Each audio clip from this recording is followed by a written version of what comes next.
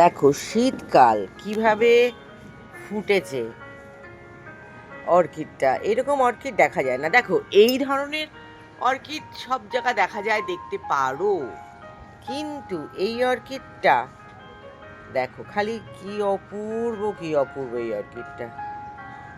আহ দেখো